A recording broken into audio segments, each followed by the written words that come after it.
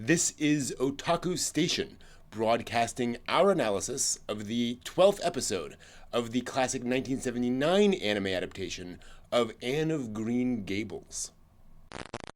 Note we are seeing Matthew and the boy he hired to help him out around. So this might be playing into what we were talking about before, that with Anne not doing her chores, we're kind of saying, but the boy's here to take on some of those responsibilities, perhaps. They wouldn't match up because it's, and this is farm the work first versus time housework. But, sorry. It's the first time we've ever seen him, too. Is it? Okay, yeah. I think so, yeah. I think you're right. It occurs to me as well that think of what Marilla had said to Anne about the half hour late, where she's like, oh, as a Sunday school scholar, this is important. This has nothing to do with your lateness. This is a separate thing. And we know that Marilla is very conscious of how Anne appears in front of other people. Good call.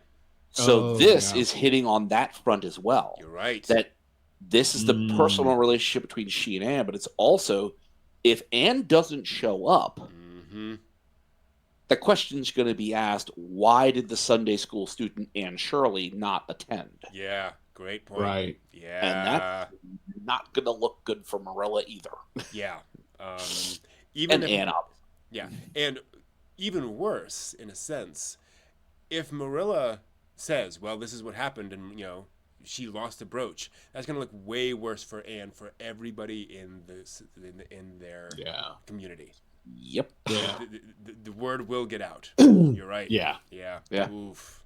I do appreciate Marilla isn't angry. She's not anything. She's just very calm. Okay. What do you have to say? I have a feeling that was quite a grand story. Why do you say that? I gotta ask. Because that's too fanciful. Yeah. You know what I mean? It's like, that's like old school Anne. Yeah. And I think we've seen Anne a little bit more developed over the course of the series to this point. That early Anne, yes, taking something that was not hers, getting lost in the fantasy of things. Anne's gotten not totally beyond that, but she's gotten further than that kind of whimsical, I held it into the light and it sparked and it slipped through my, like, really, Anne? Like, sorry, if you're trying to, invent your older kind of wild story kind of thing, I think Marilla's kind of already seen that. So, yeah. I hope that's the case and that she didn't actually, this is not true. So we'll find out. One track mind. One track mind. Yeah. Yep. The gamble did not pay off. There we go.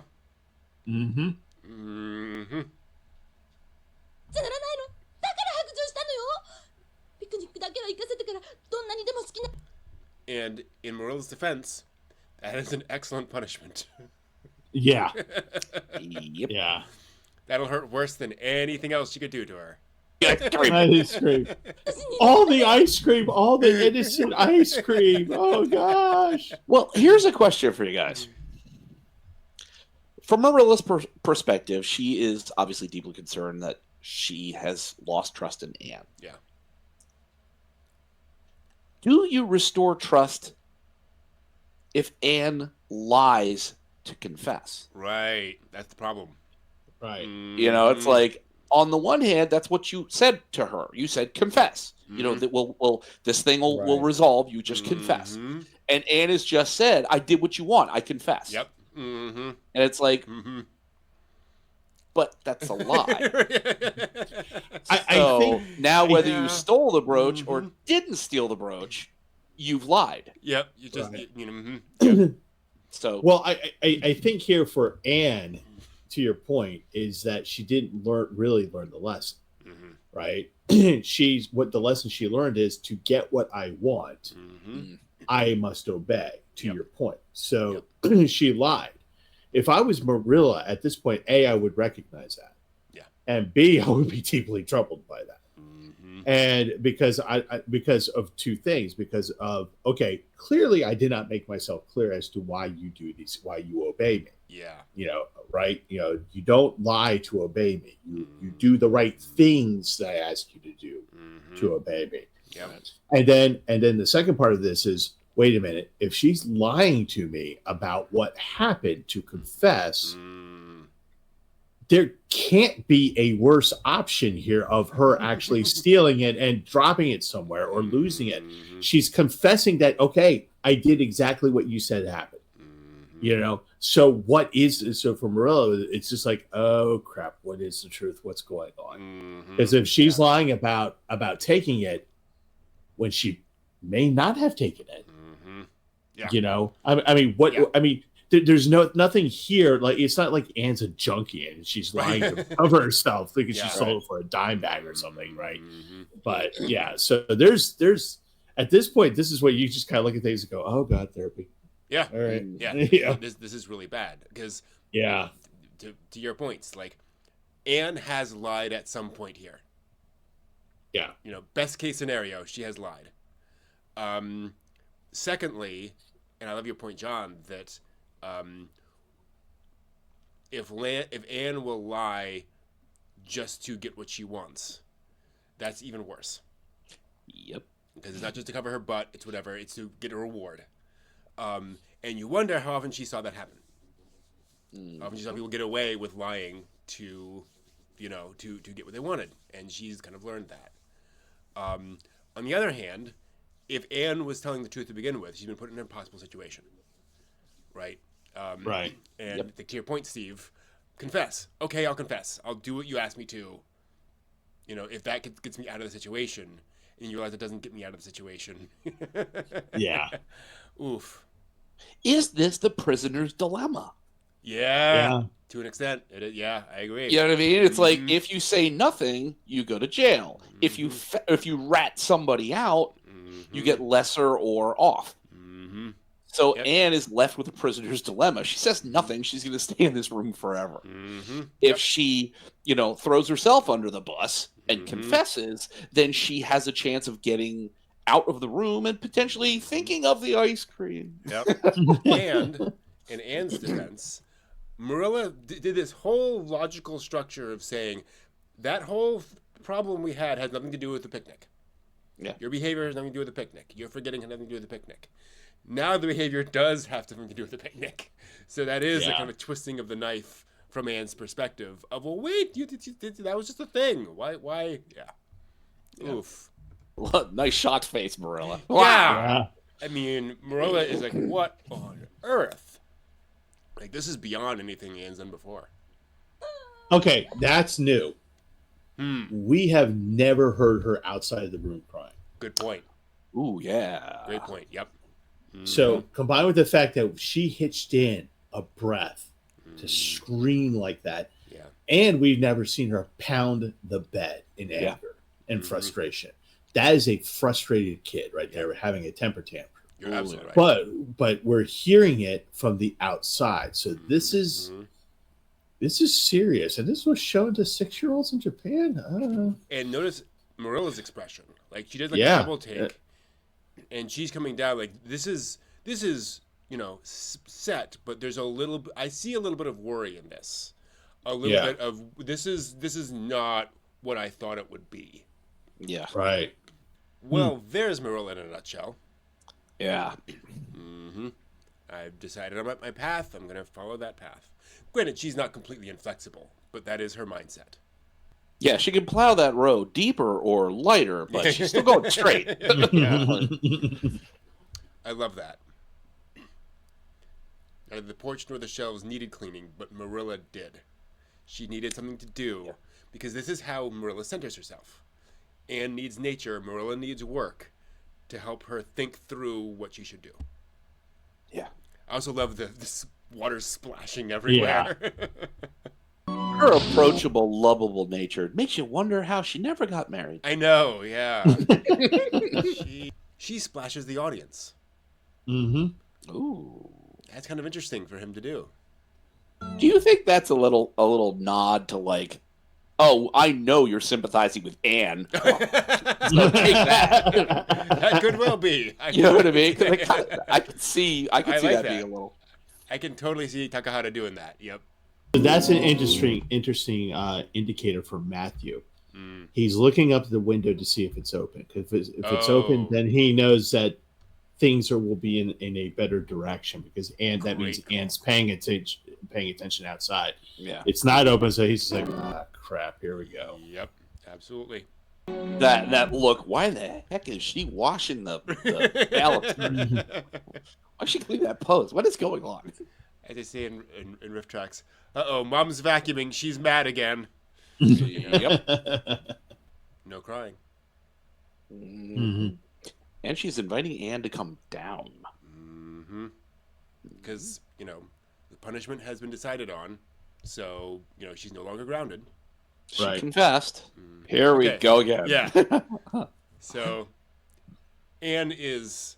And I think this is important, though. Anne is off in her romantic emotions again.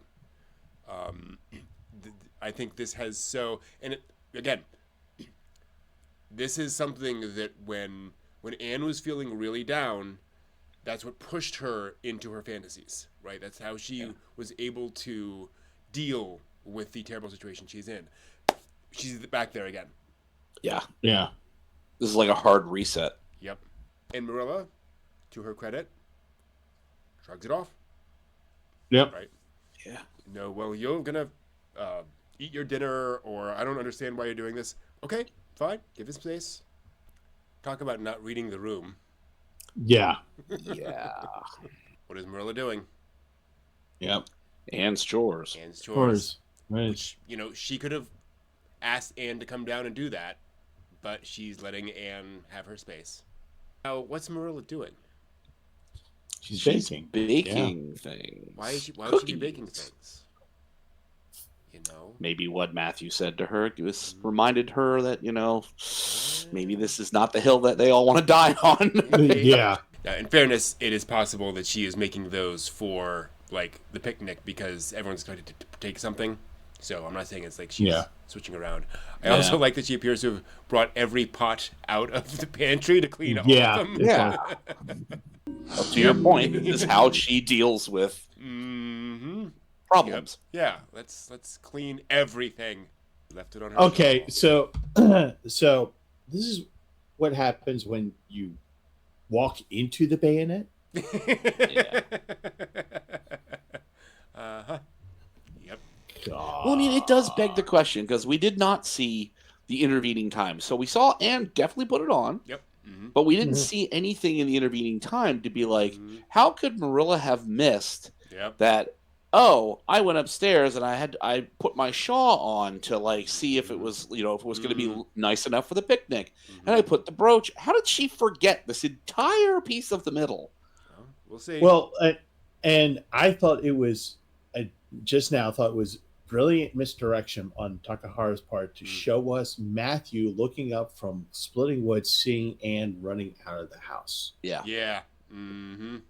Towards the woods. That was a red herring. Now, again, to be clear, Anne lied. Right. Why does he have to hurry? Hopefully to make this up to Anne for the mistake by getting to the picnic. Yep. Sorry. Yeah. Well, wow. Like half of me expected Anne just to go, wham, and just smack it out of her hand. Told you. Oh goodness! Kudos to Anne on the control, though. That's quite She's the reaction. In the depths of despair, John. You can't have any reaction at this point. Wow! Not expecting that. Yeah. And I think there's the message. What she should have said at the beginning is, "Okay, I trust you. You said you didn't do anything with it. Okay, fair enough. We'll try something else. We'll go through all of my furniture, whatever. But, Anne's not the kind of girl who would just make up some story like that. Yeah. Unless prompted to by an adult. Yeah. Yes.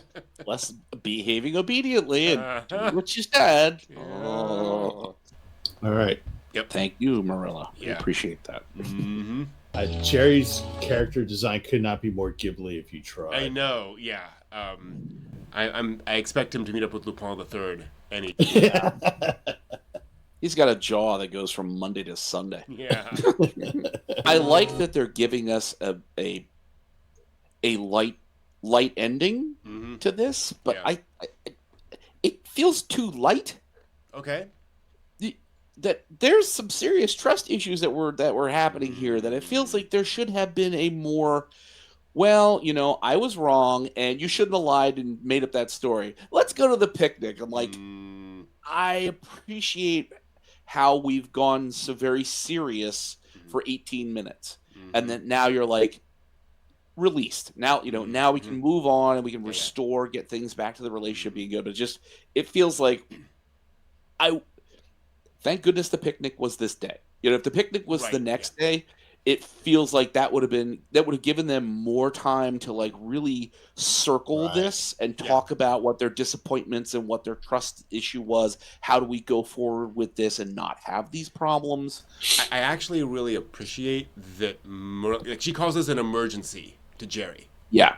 Right? Where she says, we don't have time for a 20-minute debrief about what you've done, Anne. I was wrong. You didn't act perfectly, but that, whatever. Now, okay, let's get you to the picnic so you will, I'm not punishing you inappropriately. I hear what you're saying. I think it's one of those things where, because of the structure and pacing of what's going on, they don't really have time for that, or else it would have been like, well, why are you going into this whole big long thing when the picnic's about to end? Right. Well, and hence saying if the picnic had been the next day, then we could have had more of that like structural work on like how do we get back from this, and that's not to certainly say episode 13 isn't 20 minutes of how do we reconstruct our trust, how do we go about doing this, but I'm just saying in my mind it's like I'm glad that they've got the release. That we've gone through a lot of sort of torturous work to get here. And now it's like, okay, guys, we're done that, and here's the joyfulness that comes. This is the lightening of the mood. Yeah. They have a phonograph. They do. Yeah, they do. Oh, gramophone, actually. Look at that. Wow. That's old school. Oh, wow. Okay. Yeah. Somebody at that studio found a photograph or something of what an old gramophone would look like. Before anyone asks, these girls are young enough that boys are icky. So, no mixed partner dancing at this point. Note, Anne is first in line. Yep. To her credit, though, she didn't push anybody else down to get there. True. Hello, I need ice cream. I like the Pippi Longstocking thing they do with her hair there, where the hair just kind of extends out in joy. Anne's back in nature, so she's centered again. That was an embrace. Wow. And no shocked reaction from Marilla. Wow. And such an interesting little thing. Yes, she is. Lord. I'd love to be run over by a train. Kid, listen, just relax. What did Marilla do when Anne returned? She let her talk. Yep. Because she knew any attempt to bottle up that mouth would not work. So just let her run out. Roll with it. Yep, exactly. Marilla taking full responsibility for that. Yep. Saying that it was a falsehood, but I also pushed her to the falsehood, so that kind of lowers it down. So really, how much is Anne at fault here? Not really much at all. Yeah. Yeah. Now does Matthew take the high road and say, you guess you shouldn't have handled it all on your own, huh? Or does he just let Marilla alone and just let it go? Also note how much Marilla's talking. Yeah.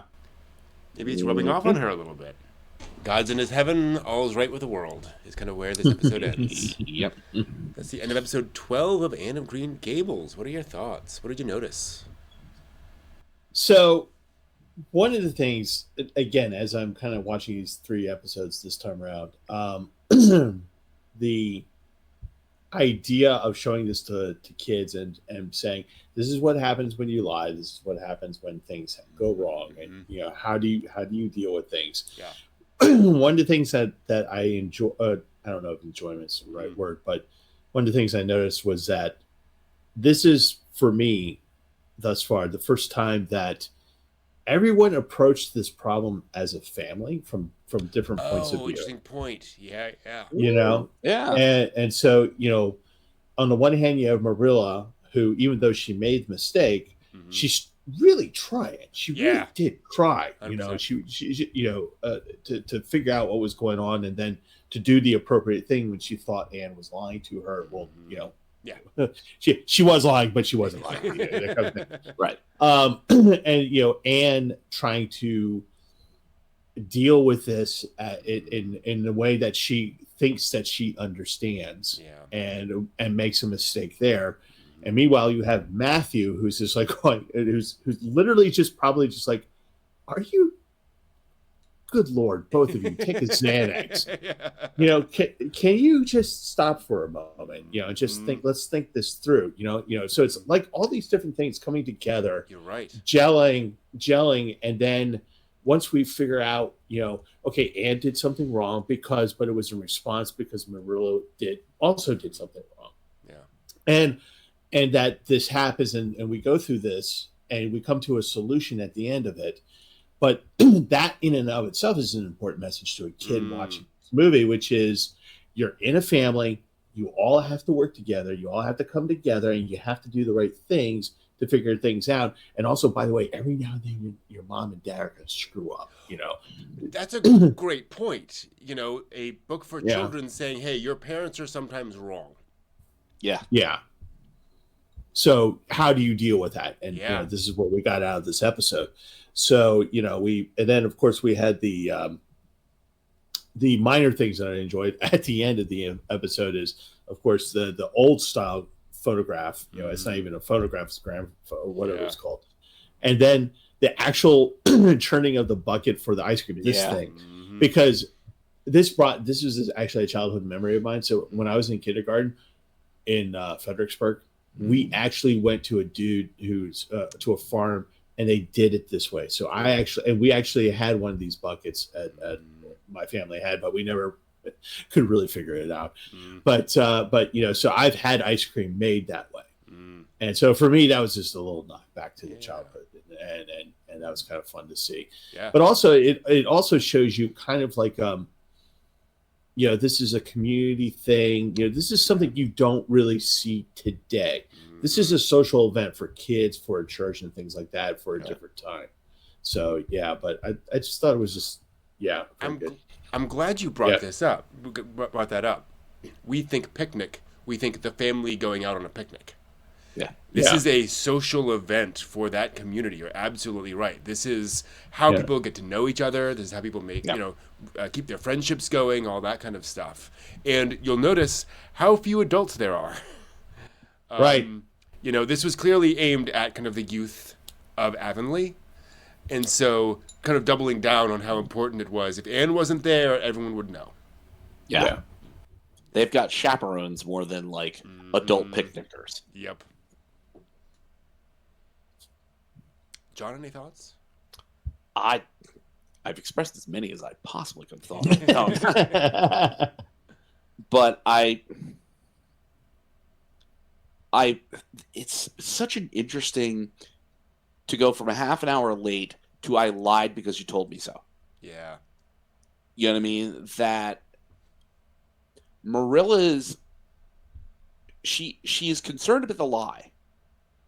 And it's like, but the way she's talking to Matthew about it, it's like you kind of get the sense that she's aware that Anne did what she was told. You know what I mean? It's like the lie was wrong, but she's saying, it's partly my fault. It's like, because you said, why can't you do the things when I tell you to obey?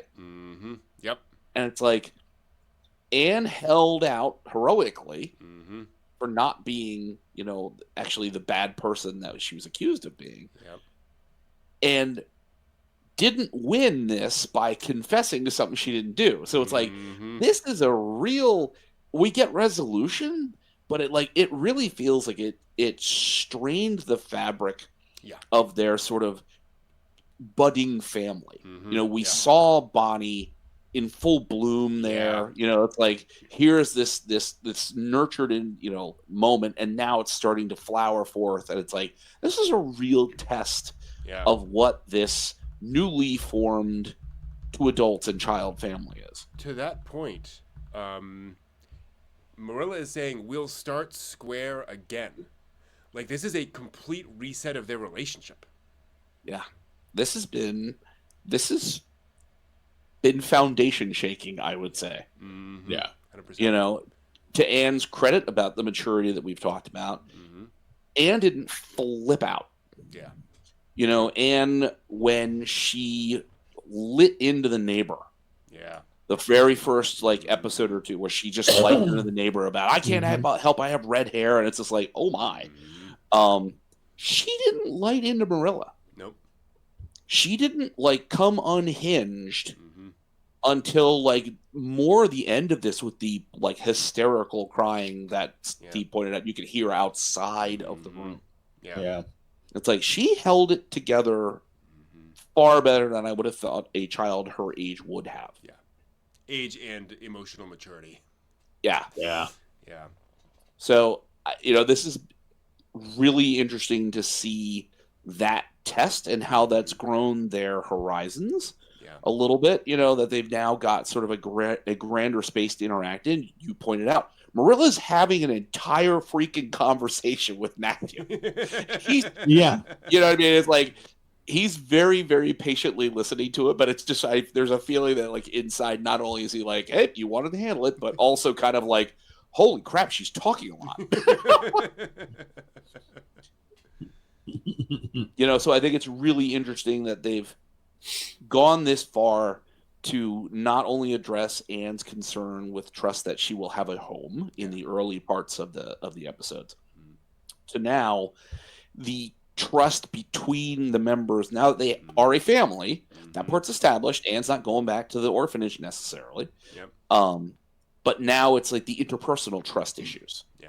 It's just like, okay, but I would envision that would be exactly the kind of way that would develop. Somebody getting adopted into a family. It's about, will I have a home? And then it's, can I trust you and you? Yeah. It's pretty bold of Montgomery to put a scene like this in a book like this, just to say, hey, really bad situations can evolve in a family with the best of intentions, right? No one's trying to hurt anybody. Nobody's sadistic here. Nobody's, trying to look out for themselves. But this went in really painful ways. And that's something you've then got to navigate and deal with as a family, to your point. Yeah. And to the credit of the source material, at this point in time, as you had said in jest, it's not like they're taking a switch and going up and spanking her every 10 minutes, right? Which would not have been unusual for this time period. It's funny you say that, John, because the moment of the night before where it's kind of silent, nobody's saying anything, and Marilla's taking the one candle, no food, no nothing, and is walking up the stairs. I'm like, oh crap, is this gonna be the over the knee scene? Oh god, is it right? Because I had that thought too, that she was gonna go up there and be like, okay, this is your punishment. The beltings were not an uncommon thing well until the 90s. Yeah. Not 1990s. It was corporal punishment was at this time the norm, not the exception. Absolutely. So it's interesting to have that be presented that way. Yeah.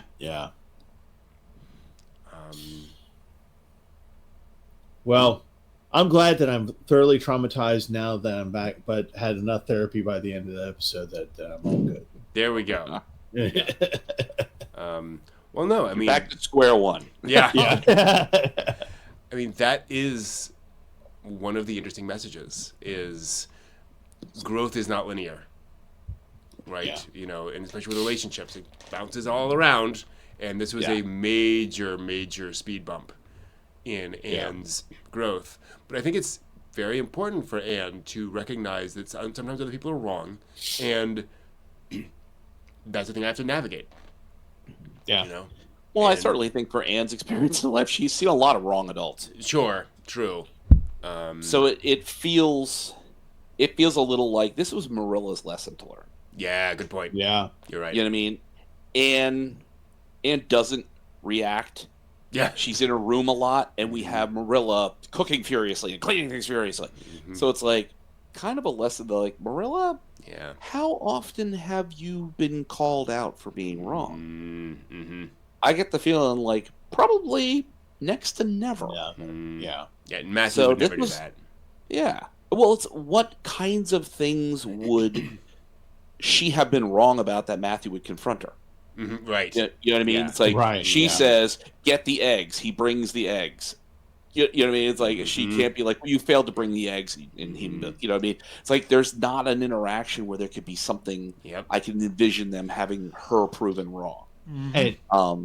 But this is like a big moment for Marilla to have to fess up that she was incorrect in her assumptions. Yeah, like that's pretty big for her. Well, yeah, I mean that's a really good point, because one of the things that we have to remember about this dynamic is that neither Marilla or Matthew have ever had a kid before. This is all new territory. Yep. And so so I think this is John. Actually, to your point, very much to your point, is that this is the first time where Marilla is just like going. And I think that's one of the reasons why she was so furiously searching and trying to make sure that she was correct in her assumption, is because she's in the territory that when you deal from adult to adult, that's one thing. Yeah. But she knows what she's dealing with Anne. And that's a whole other equation where she's just like, I don't even get her in the good times, it's just right. And so, like you're saying, John, for her to have to learn that she has to be more careful. Mm-hmm. She has to be more careful in what she says and what she expects, and she has to do all these things. And it was good that she learned this lesson, because at the end of it, even though she's blabbering, well, maybe it's Matthew, blabbering, she's recognizing, oh, dang, okay, she shouldn't have lied, but I'm the one that put it there in this position, and this is definitely on me. Yep. Yeah. And she has to learn, but I have to learn to be more careful. I'm responsible for this kid. It's episode 3 or something like that, where they decide to bring in Anne. It's this anime. It's probably episode 9. But when they finally decide to bring her in, there's a couple lines of dialogue where Marilla goes, I've never raised a girl, and I'm a little intimidated. She doesn't use those words, but like she points out, like, I don't know if I can do this, and this is where that comes home, where it's not just about are you directing them correctly. It's like, are you correct? Yeah. This is scary for any parent. When you realize this sort of situation, a parental figure, when you realize sometimes you just screw up and you've hurt your kid as a result of that, and you can't undo that hurt. Now, Anne has the advantage that she doesn't expect much. Yeah. So by Marilla simply saying, "Look, this is on me. You get to go to the picnic," Anne just flips around and is the happiest girl in the world. And we know that Anne does not hold grudges. So, this will be like water off Anne's back, and she can just move forward with it. But I think, to your guys' point, this is Marilla's lesson to learn. It is a very interesting episode of learning to parent. Yeah. Yeah. You know what I mean? Mm-hmm. It's like, because I would think as a child watching this, it would be like, they are accusing Anne of something she didn't do. That's not right. But as a parent, I could easily see somebody watching this and be like, well, you know what? No, none of you come with an instruction manual. So, in the same position, if you we're playing with the car keys and I don't know where they are. Exactly. Nobody told me how to deal with that. Yep. Yeah. And I sympathize with Marilla because she's in that situation and she doesn't have a playbook.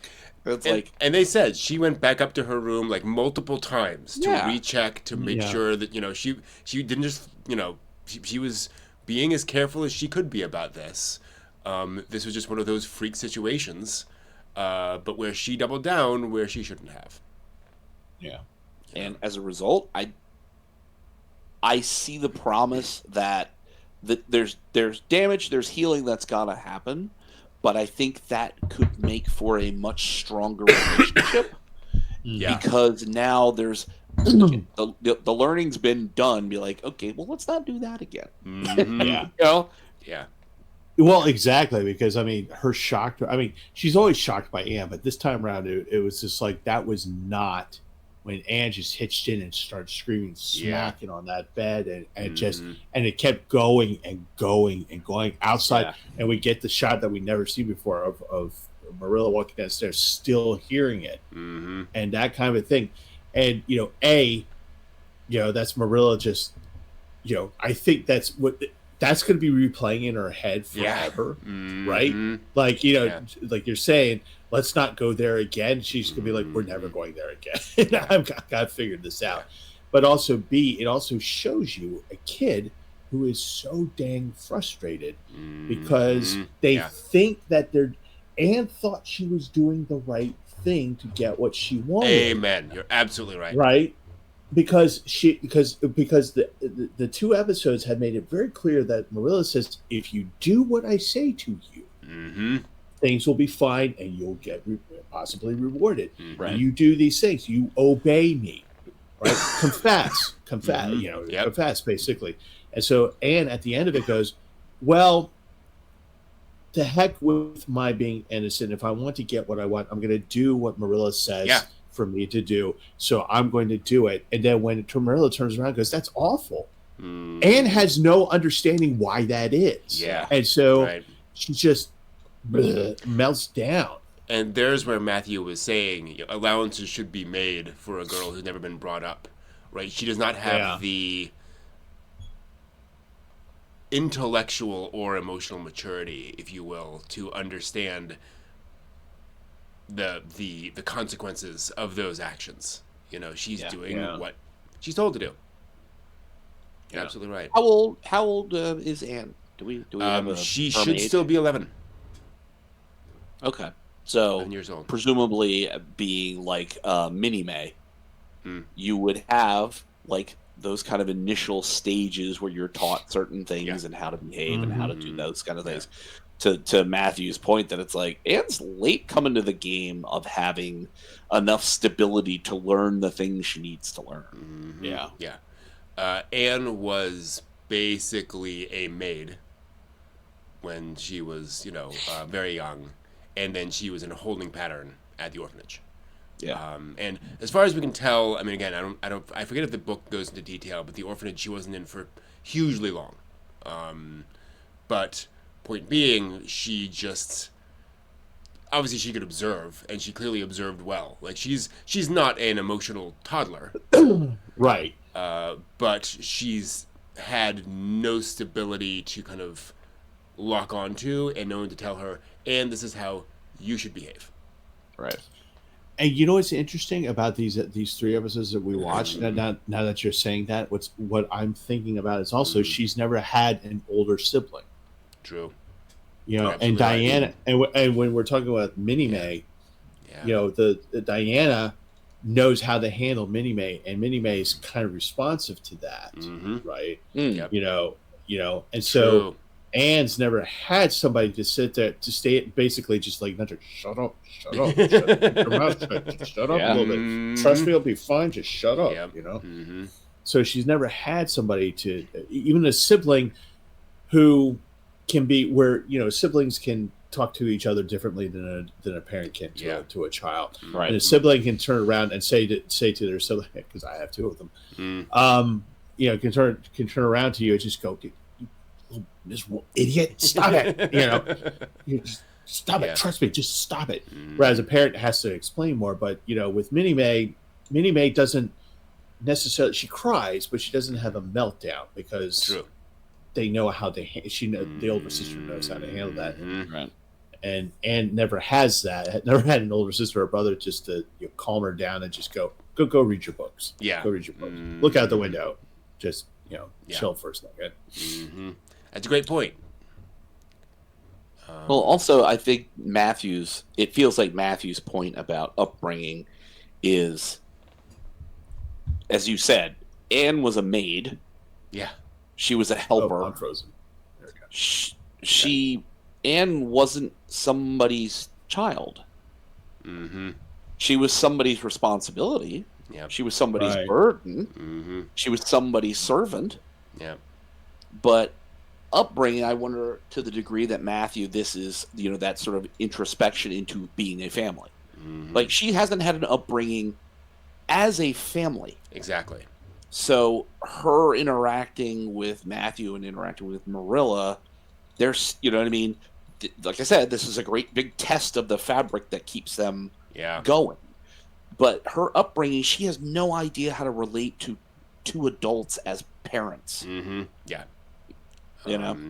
She's seen other children do it, so she knows how to behave outwardly. She knows to obey, she knows to do those sorts of things. But it's that inward trust, which is really pushed and tested in this episode. 100%. Yeah. So, canonically in the book, how old were the Marilla's and Matthew's parents when they died? I don't think it was mentioned. I don't recall. Okay. Because one of the things that Marilla and Matthew have that sibling dynamic as they're growing up, so the idea of taking care of each other would be natural to them. Yeah. Mm-hmm. And maybe that's what Matthew was referring to when he says, "Are you sure you want to do this?" Because when we were acting out, or when I was acting out, or something, or whatever, when we were kids, is that how we were handled? Did we do that? So maybe he was trying to call in. Is this how we did it? Yeah. Is this how how we were treated? Good call. But now I will say this on this particular scene that you stopped on, with the hired hand here. Yep. This was a brilliant way to show why Matthew's not happy with the situation, because he's getting nothing from this guy. Yeah. Right. Mm-hmm. He's getting nothing. This guy, he doesn't care. He's he does the job. He sleeps on top of the hay. Comes in, he eats the food. Doesn't care. He's totally oblivious to what's going on around him. Either that, or the dude's brilliant and just trying to stay out of it.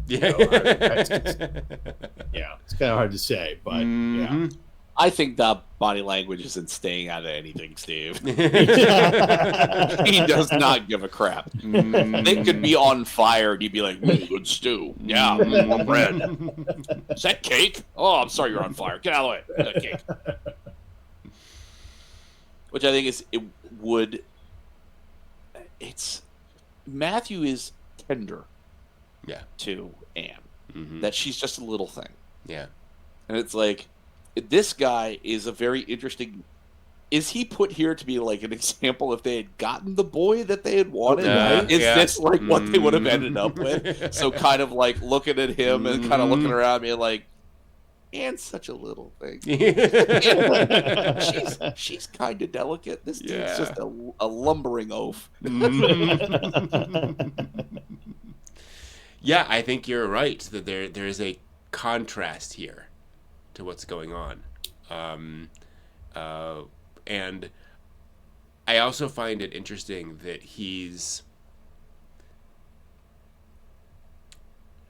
in a sense, he's doing exactly what I would do in this situation. I hear two adults, arguing over what to do about their daughter. I'm like, I'm eating. Not my problem. Not my problem. But also it is contrasting, contrast this with the conversation with Anne in the episode where she's chattering along and they're listening and all this kind of stuff. Very different vibe. Yeah. And I also have a feeling the scene when you're looking, his bread is just kind of on the table and kind of like a little bit of it knocked off. I you can't tell, you don't know. There's nothing that's giving you this. But I'm looking at Marilla, and I just somewhere in the back of my head I hear this. Don't put your bread on the table. Put it on your plate. Yeah. Don't slouch at the table. Yeah. Like, yep. So this definitely marks a turning point to your guys' point in their relationship, where I think up to this point we've seen Anne deal with a lot of things. And this is for the first time we see Marilla really deal with being a parent. And I'm sure it won't be the last time for either of them for it to have some concerns and issues. But I do love that the episode ends not just with Anne having her picnic, but also having a quiet night back to bed. That everything is settled now, you know. And she's now Anne of Green Gables again. Yeah. Well, that is episode 12 of Anne of Green Gables. Hope you enjoyed that.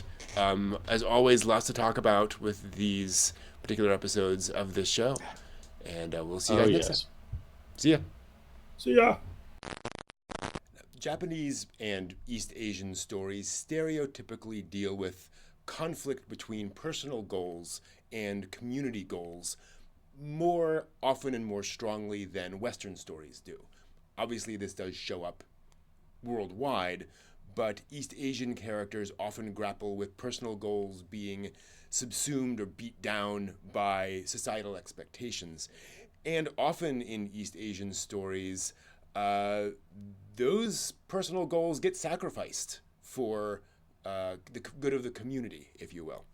And there's a moment here in the story that I think highlights that, where at the end, when Marilla realizes what happened with the brooch, she says, it's my fault. I should have trusted you, Anne, basically. And what's important about that is it's not just Marilla saying, I should have left my options open. I should have kept my very reasonable suspicions in mind and not jumped to the conclusion that you had lost the brooch. But I should have just trusted you straight up because I had no evidence that you were a liar. Crucial difference here. Now, this happens in the original novel as well, but the fact that they include that here in this adaptation, I think, is an interesting element which helps to make it perhaps a little more relatable to the Japanese audience, that Marilla was wrong to focus entirely on her interpretation of events and not trust her community, not trust the people around her. So again, just an interesting little detail of the story, and I wonder if that didn't make it a little more palatable, if you will, or a little more familiar ethically to the Japanese audience. I don't know, not Japanese, but just interesting nonetheless.